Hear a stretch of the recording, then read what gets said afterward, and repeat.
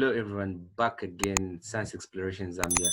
It's the Science Advancements podcast show, and we're back again.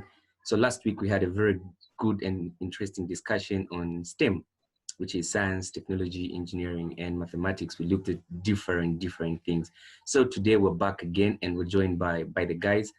But unfortunately, one guy has not joined us today. Hopefully, he's going to be with us next week.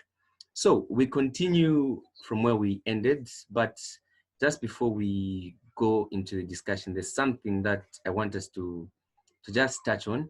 I don't know if you guys have heard, but last week Friday, I read a tweet by the Minister of Higher Education saying that UNZA has developed a prototype of a ventilator, and the tweet reads further and says it's going to be produced in mass in numbers so that it may be made of use to the public. So I just want you guys to throw in your thoughts on that, and then maybe we may go into today's discussion. I think what I can say is basically the same thing I said last time. Like um, these are these are one of the results you can say like how STEM is working in the country because like the things that they've done and they're able to implement, and bring up these kind of ideas to help with the pandemic. I think it's quite a good thing, Like I think these are just one of the results why people need to learn about STEM so that it helps us in such situations where you just come up with solutions on how to resolve things. Yeah, I think that's what I can say on that. Yeah, I, I really much agree with what Aaron has said. So when Monza start developing such things, man, it's a great thing for the country and both for the education sector and the country, because we know that I don't know we are not good at such things, but when our students start involving in developing such things, that's a great thing for like our education sector. Okay. So that's Yeah. quite interesting, and I very much agree with most of the things that you guys have said, and especially I'll start first with what Salim said.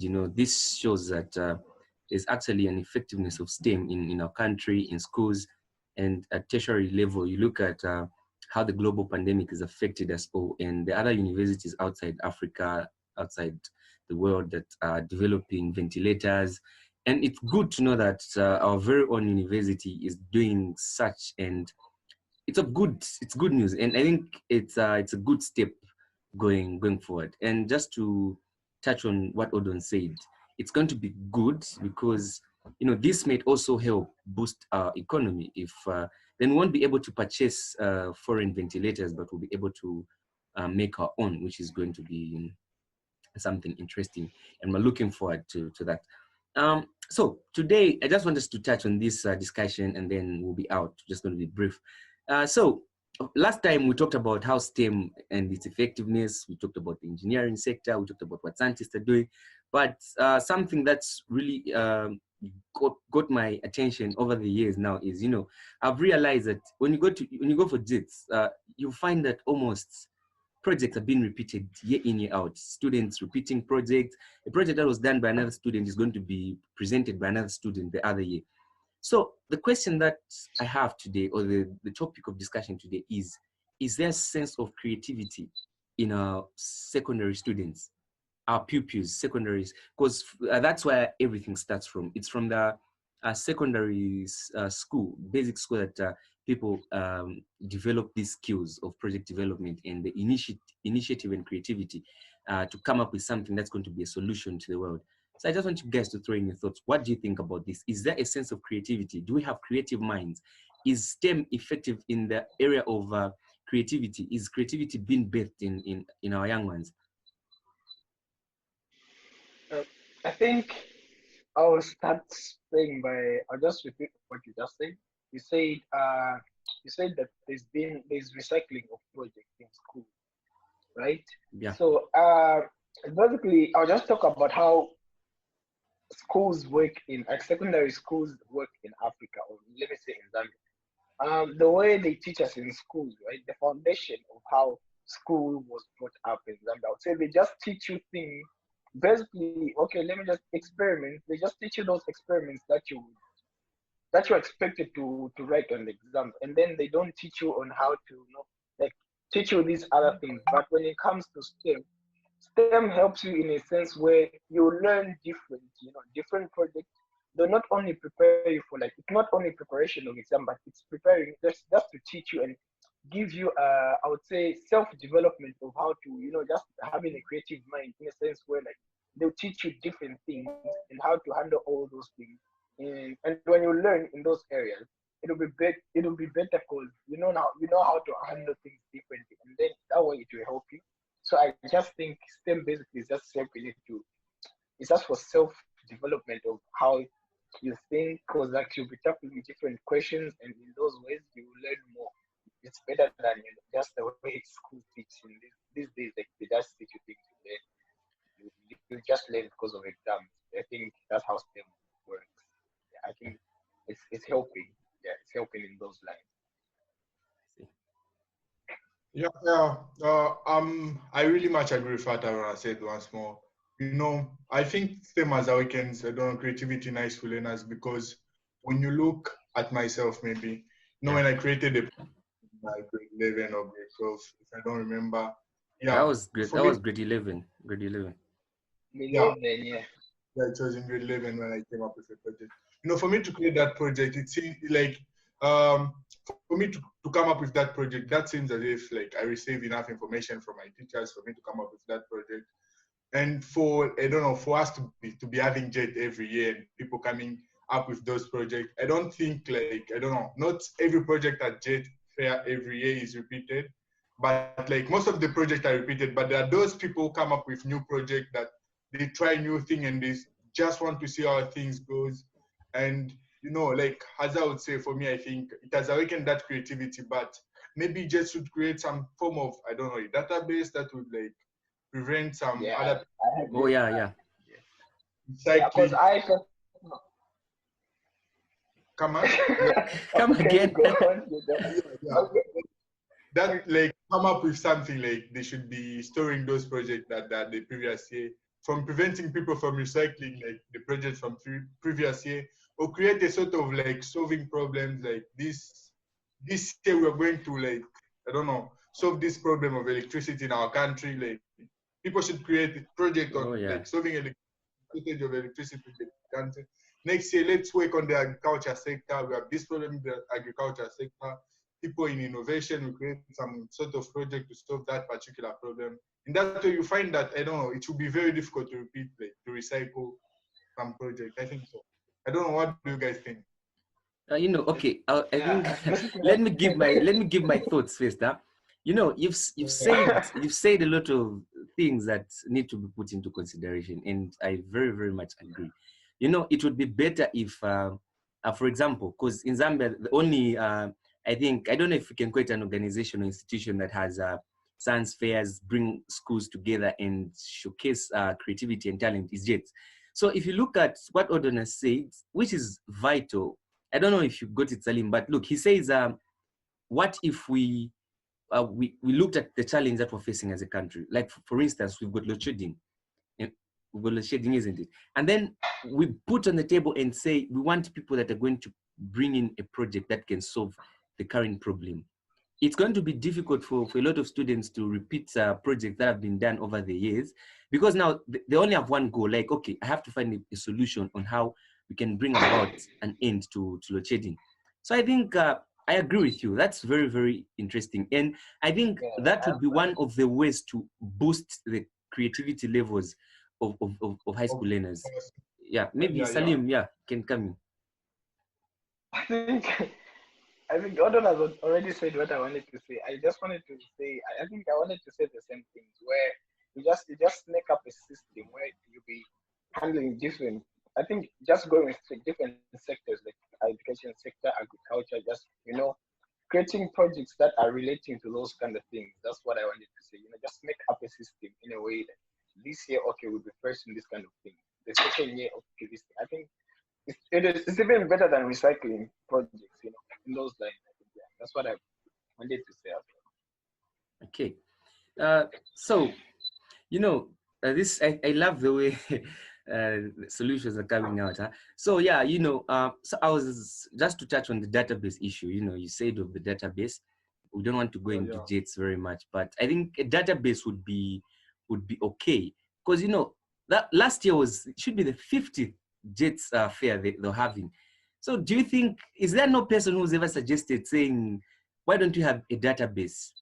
Because those projects are usually repeated. I know there are people that are creative, like good, they're good at that thing. They come up with new projects year in, year out. And maybe just to not make it look hard to the public, um, when you talk of a project, we don't necessarily mean that you should now sit down and think, come up with something you can improve something that's already existing, because that's how projects are done. You improve on something that's already in existence. You just add on improvements. I'll give an example of 5G. Before 5G came about, the starting point for 5G development was the already existing 4G. So when you're developing a project, you don't just say, I have to make something from the blues, but you have to look at the already existing. If we've got hydroelectric power, how do you improve? How do you make it vast and venture into different things? So yeah. So I don't know, maybe, yes, Salim. Yeah, yeah, I think that's, and then the other thing, what I think most, when you're about to make a project, I think it has to do with something that that you're interested in, the things that you like. I think when you come up with a project where you're like, okay, I just want to make this project, then you just start, like, just creating things that you don't. I think those lines, you end up just stopping, or just you start then you end. But when you want to start a project, or maybe you want to do a project, maybe you want to prepare yourself for something, or you want to start up a project, just look at something that you like. I think something that you can relate to. Let's say maybe, okay, you enjoy this topic about electricity, then you research more about electricity, and then like the ideas will just come in. I think in those lines it kind of works. Then you just sit and then just think of random things. I Yeah, don't know, yeah. but that's what I think. Yeah. On top of what Salima said, I would say, they should create also, for us to awaken that creativity in high school learners. People, you find out that, I don't know, you create a project, I don't know, you go on the fairs, you win something. At the end, you even go on the national fair, you even win the first prize on the national fair. Then Yeah. after that, like, your project is dead, man. Like, no one cares about Yeah, the yeah. plan. Everything is just like, everything is shut down, man. Like, and it's just, I don't know, someone will look at it, like, this guy created a project, and like, it's just here, and this project was just. Yeah. You Exactly. Projects don't have to die. They don't have to. When you create it, make sure you develop it and then use it. For you Yeah. know, usage in the society. So, you guys The have problem. really you guys have really made me laugh. You've said something, because like, you say something, saying projects don't have to die. And then Otto said something, he says it's going to be a thing whereby, there's this criticism of people. This guy made a project, but look, he's now seated. What is he doing? So I think, yeah, people really, really need to improve. Yeah, people really, really need to start improving their projects, because if the project was really, really yours, you have a passion to like improve. And that's one of the ways in which you boost your creativity. Yeah, I think I Yeah, agree. I agree. Yeah. that one. Yeah. So, Yeah. maybe people would ask, what's the role of science exploration in Zambia now when you talk of this whole project thing? So we were having a discussion last, it should be, I don't know if it should be you, or I don't know. We talked, saying one of our aim and our plan is, as we continue growing, some of the membership terms that we gave out, there's a video that we uploaded last week, telling people about science explorations and how we become a member. And one of the things that we really, really want to do as an organization is, in future, as we continue growing, we also want to have a privilege of maybe having fairs, like the way Jets would have a fair. Bring those people together, let them showcase their talent, see what they can do, and then the very best, maybe just sign them, bring them under our organization, and start developing their project, start training them, so that project is developed and it becomes big. Do you think Jets is doing that? Not that it's not that this is criticism, but don't you think Jets should also start doing like the same? Maybe they shouldn't just let those guys go, Why is it that when we do projects, those projects, it's just a thing. It's more like it's an occasion. It's on the calendar, and then when it happens, people are just given prizes and nothing happens. Do those people go anywhere? Are those people signed under organizations? No. When you talk about, I don't know, I think JIT is just a competition. You know, a competition. You just win that prize and then you take it home, then you forget. Like, oh, this guy. Yeah. I'm telling you. I think there's some. I think there's this one. I've been in that situation, like winning the second prize, man, and then the phase 3. I don't know. At least they should look at those projects and say, oh, these guys, they tried. Let's look at this project and then let's try to empower them, give them some ideas about how they can improve their project or something. But man, once you get that certificate or that prize, just take it home and then you just forget that you ever created a project. Something like that. I don't know. That would be great. Yeah, true. Yeah, because there's this one. Is it in Rwanda? There's this program that goes on. I think it's now in Africa, though it's not yet in Zambia. It's called the Einstein something, but I've forgotten. Yeah, it's in Rwanda. It happens like almost every year where scientists and mathematicians come together and then they just and then those ones those ones help. Like you just come up with projects and then those projects they'll choose the winners. After they choose the winners, then they will employ them. Then they will be helping them develop their project. Those projects, not just that when you create a project, it should be something new. It's the same thing that we do. It's like you just learn, then you pass, and then what? That thing that you create has to make a difference. That's what I believe. That's what scientists are there. Because scientists help to bring change. So if you create a project, you need to help someone, just to develop the project and so that it helps the society. I think that one is, though it's not yet in I think it'll be next year. Yeah, I think it's called the Einstein something. I forgot it, but it brings scientists and mathematicians together, then create projects, and then I think those ones can help. It's better in those lines than you just creating a project and then after you win, then you pack it back. You just do other things. I mean, what's the whole essence of Yeah, what's the whole point? Yeah, I think that would be very, very much nice if we had such a program in Zambia. But I think, we've talked about a lot of things and we want to leave room for more discussions even as we host as we have our podcast next week again. So this is episode 2 of S.T.E.M. So we're going to be discussing S.T.E.M for some time and just want to tackle a lot of things that are related with the S.T.E.M. How is it going to be implemented?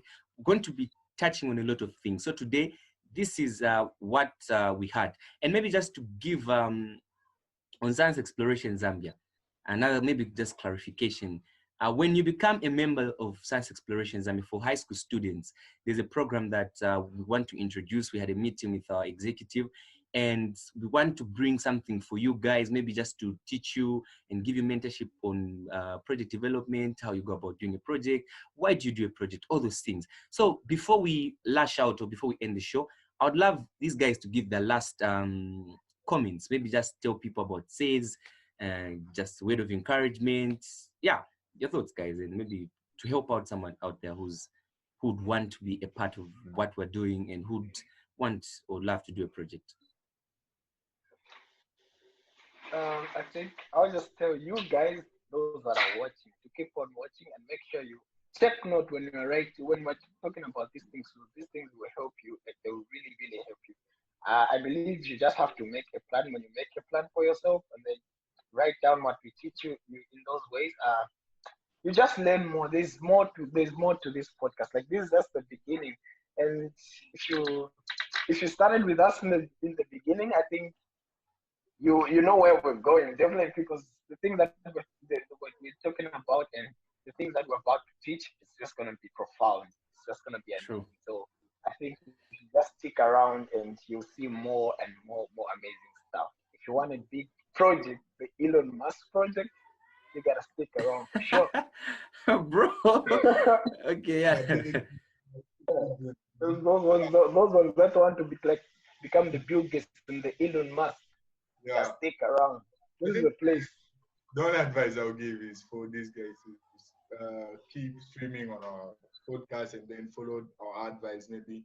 Yeah, us being in those positions, I don't know, some years ago, will be of very much help like to them, and then we just give them about how to go about project development, about how to, I don't know, make a project or something. Help them, not how to make, but help them with their project and like Yeah. come up with a project or something like that. Yeah, I think that's what I would say for today. Okay. So thank you very much, guys, and we'll be back again next week for our podcast S.T.E.M. Again, we're going to continue episode 3. This is episode 2 of S.T.E.M. So now I want you to stay tuned for the Friday podcast, the High School Hub, hosted by Louis Muema. It's going to be another interesting podcast. Make sure that you guys watch it. Make sure that you watch our content. Again, we've got a podcast now. We've got a site where we're going to be posting our audio podcast, and I'm going to add the link in the description. So our podcast will be both available on YouTube and on Anchor. So make sure you stay tuned. Thank you very much again. Till next time. Bye.